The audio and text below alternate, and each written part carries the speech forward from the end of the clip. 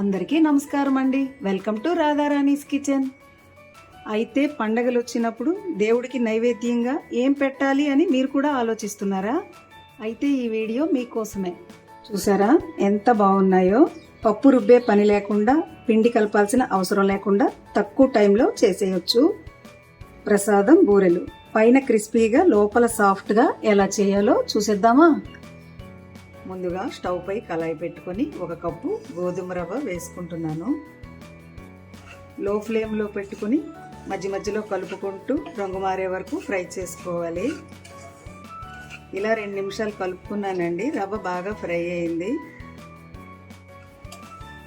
ఇప్పుడు దీన్ని స్టవ్ పై నుంచి దించేసుకుంటున్నాను. నూక పక్కన పెట్టుకున్నాం కదండి. ఇప్పుడు అదే కళాయిలో నెయ్యి వేసుకుందాం.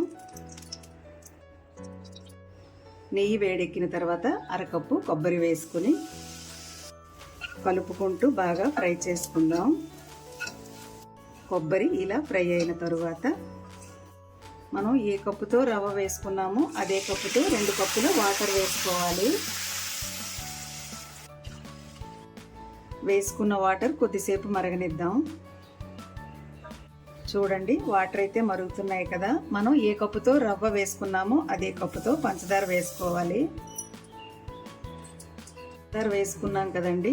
వేసుకున్న పంచదార కరిగే వరకు కాసేపు కలుపుకుందాం. కరిగిపోయిందండి. మనం ముందుగా వేయించి పెట్టుకున్న రవ్వను కొద్దిగా వేసుకుంటూ కలుపుకోవాలి. కంటిన్యూగా కలుపుకోవాలండి, లేకపోతే ఉండలు కట్టేస్తాయి. ఇదే విధంగా 2 నిమిషాలు కలుపుకోవాలండి. యాలకుల పౌడర్ ఇప్పుడు కలుపుకుంటున్నాను. 1 నిమిషం చల్లార్చుకోవాలండి. చూడండి ఎంత బాగా కనిపిస్తుందో. స్టవ్ ఆఫ్ చేసుకుంటున్నాను. కొద్దిగా వేడి తగ్గిందండి. గోరువెచ్చగా ఉన్నప్పుడే ఉండలుగా చుట్టుకోవాలి. బాగా చల్లారిపోతే మరి గట్టిగా అవుతుందండి, చుట్టడం కష్టం అవుతుంది. గోరువెచ్చగా ఉన్నప్పుడు చుట్టుకోవడం వల్ల ఉండ ఎంత రౌండ్గా సాఫ్ట్గా వచ్చిందో. వీటిని ఇదే విధంగా చుట్టుకోవాలండి.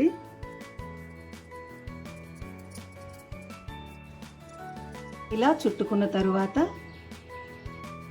స్టవ్ పై కళాయి పెట్టుకొని ఫ్రై చేసుకోవడానికి సరిపడా ఆయిల్ వేసుకుంటున్నాను.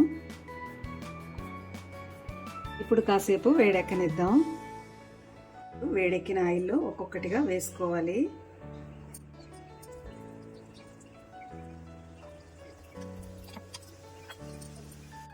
వేసుకున్న వెంటనే గరిటె పెట్టి కలుపుకూడదండి, అడుగంటే అవకాశం ఉంటుంది.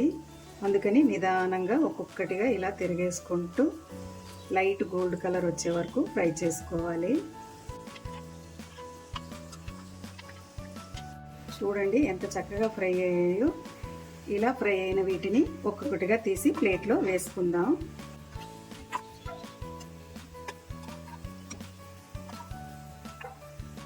ఇదే విధంగా అన్నింటినీ ఫ్రై చేసుకోవడమేనండి. చూసారా, తక్కువ టైంలో ప్రసాదం బూర్లు ఈజీగా ఎంత చక్కగా రెడీ అయిపోయాయో. ఈ వీడియో మీకు నచ్చినట్లయితే లైక్ చేయండి, షేర్ చేయండి, మా ఛానల్కి సపోర్ట్ చేయండి. Thanks for watching. మరో సరికొత్త వీడియోతో మళ్ళీ కలుద్దాం. Bye bye.